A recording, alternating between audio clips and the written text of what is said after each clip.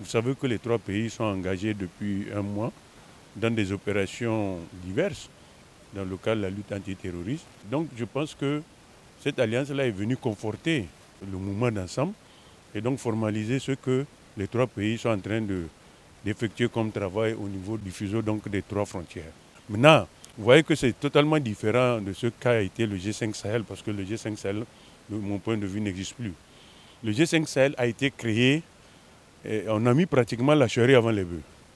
On a créé, il n'y avait pas de troupes sur le terrain. Maintenant, on a cherché un budget, on a cherché des financements, on a essayé de regrouper des troupes. Mais les trois pays, à l'heure actuelle, ont déjà des troupes sur le terrain. Et donc, je crois que c'est ça la différence. Et ils ne sont pas en train de tendre la main pour qu'on vienne les aider. Parce qu'ils sont déjà sur le terrain. Et donc, même si une aide peut arriver, elle ne viendra qu'après coup. Parce que les trois pays sont engagés, côte à côte, en tout cas, à lutter contre le terrorisme dans le Liptako-Gourma. Je pense que c'est déjà un premier point de gagner par rapport au G5 Sahel. Maintenant, si une puissance veut les aider ou un tiers pays veut les aider, c'est dans le cadre donc de cette alliance tripartite-là, Burkina Faso, Mali et Niger. C'est totalement, en tout cas, différent de mon point de vue de ce qu'a été le G5 Sahel. Les puissances aujourd'hui, surtout la France, qui gesticule au motif que sans sa présence, ces trois pays-là se seraient effondrés, en disant on n'a pas vu la France mener une opération d'envergure contre le terrorisme. Au contraire, malgré la présence française, le terrorisme s'est étendu, en tout cas vers le golfe de Guinée. Maintenant, il se trouve que depuis que les deux pays, le Mali et le Burkina Faso, ont pris leurs responsabilités, on se rend compte que, en tout cas d'un point de vue purement stratégique, le terrorisme est en train de reculer parce que, surtout côté Burkina, les forces armées du Burkina sont en train de faire un travail de nettoyage qui se solde par la mort de centaines et de centaines donc, de terroristes. Donc, moi je me dis, de ce point de vue-là, sincèrement, c'est quelque chose qu'il faut saluer. Maintenant, la lutte va prendre peut-être du temps, mais ce qui est sûr, c'est qu'avec les trois pays qui joignent leurs forces dans le cadre de la lutte, d'ailleurs ils parlent d'alliance défensive, donc ça peut aller au-delà même de la lutte contre le terrorisme, ça peut aller peut-être jusqu'à défendre le Niger en cas d'agression de la CEDEAO, etc. Donc je me dis qu'en tout cas, tous les trois pays ont intérêt à s'allier et c'est même une très bonne chose en tout cas pour ces pays-là, sûrement qu'avec le concours des uns et des autres, ils vont finir par vaincre le terrorisme. Certains analystes disent que l'alliance des États du Sahel risque de se transformer en une fédération avec une monnaie. Ça peut réussir?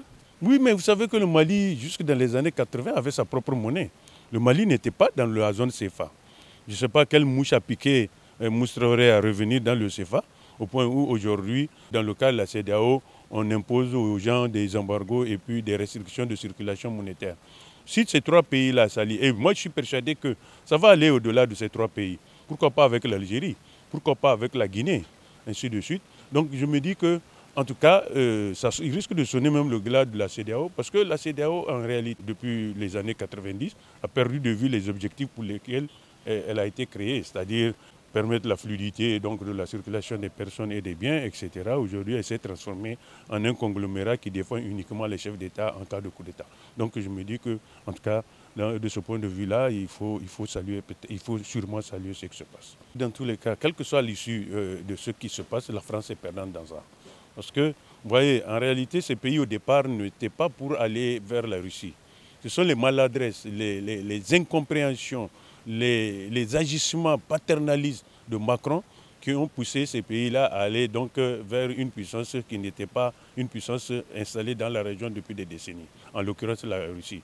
Et donc, de ce point de vue-là, je me dis que, en tout cas, il faudrait que les gens se rendent compte d'une chose, même si par la suite il y a des régimes démocratiques qui vont s'installer après le départ des militaires, il sera très difficile de laisser la France jouer le jeu qu'elle a joué pendant des décennies dans nos pays, pour la simple raison que les peuples maintenant sont éveillés et ne veulent plus donc de cette attitude paternaliste de la France. Pour revenir à la création de l'Alliance des États du Sahel, cette création a eu lieu 24 heures auparavant, après une rencontre tripartite des ministres de la Défense du Niger, du Mali et du vice-ministre de la Défense de la Russie. Et que rien n'a filtré de cette rencontre tripartite. Une bonne stratégie, n'est-ce pas? Non, je pense que les Russes n'ont pas l'habitude de parler beaucoup. Hein. Vous savez qu'eux, quand ils décident de vous aider, ils vous aident massivement. Vous avez vu ce qui s'est passé en Syrie. Les États-Unis, la France et l'OTAN poussaient les terroristes, en tout cas à prendre la capitale Damas. Quand Poutine s'est réveillé, il a dit non, Bachar al-Assad ne va pas partir. Et vous avez vu qu'il n'est pas parti. Donc, ce qui est certain, c'est qu'il y aura une aide militaire massive de la Russie dans la région.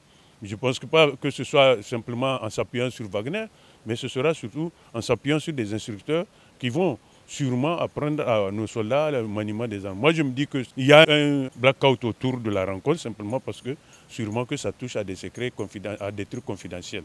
Donc, je me dis que sincèrement, il faut s'attendre à ce que la coopération avec la Russie s'intensifie dans les mois et les jours à venir. Cette confidentialité, ça crée la psychose sur Emmanuel Macron et sa CEDEAO. Je crois que les gens ont dit à Macron, vous savez qu'il avait le projet de lancer ses troupes sur notre pays le mardi passé. Les gens lui ont dit que les troupes peuvent rentrer, mais elles ne vont pas sortir. Parce que d'abord, il y a 1500 soldats à l'aéroport. Si jamais il y a un coup de feu contre le président Tchani au palais, les militaires n'hésiteraient pas à les massacrer. Parce que guerre pour guerre, voilà. Donc plus l'ambassade. Bon, l'ambassade peut-être on peut ne pas toucher. Mais là, c'est des militaires qui sont sur le terrain. Donc on va considérer que ces gens-là sont aussi dans une situation de guerre. Donc je pense que c'est ce qui fait que... Et en plus, c'est que, vu les effectifs que la France veut déployer, je ne pense pas qu'elle puisse rapidement gagner la guerre, en tout cas surtout au Niger. Et ça permettra aux Nigériens, surtout aux forces armées nigériennes, en tout cas, de pouvoir réagir et donc de renvoyer les agresseurs hors du territoire. Moi, je n'ai aucun doute quant à notre possibilité de nous défendre, surtout si nous avons une aide qui peut venir de manière massive de Russie. Vous voyez d'ailleurs, la France reproche à la Russie de fournir du renseignement à nos forces de défense et de sécurité depuis quelque temps. Donc les positions françaises à Kendi, à Malanville et autres là, nos états-majors les ont. Hein. Donc ce qui fait que, véritablement, si demain la France décide de lancer une offensive sur nous, je pense qu'elle va le regretter amèrement. Il faut laisser la place à la diplomatie. Il est clair que la CEDEAO ne ferme pas la porte aux négociations. C'est les Mbalo et autres là qui gesticulent au motif que non, il n'y aura pas de négociation. On est déjà dans une transition. La CEDEAO veut négocier avec Tchani et son équipe. Donc, on n'a rien à voir avec l'ancien régime. On n'a rien à négocier avec Massoud. On n'a rien à négocier avec Bazoum. On n'a rien à négocier avec Oumoudou. On négocie avec la CEDEAO pour voir dans quelle mesure sortir de l'impasse. Donc, le fait que les Massoud disent qu'eux ne vont pas... Alger ne va même pas les inviter parce qu'ils ne comptent plus. Ils ne sont plus au pouvoir. Donc, on considère que... Et on va négocier uniquement dans le cadre de la CEDEAO et du gouvernement nigérien conduit par le président Tchani.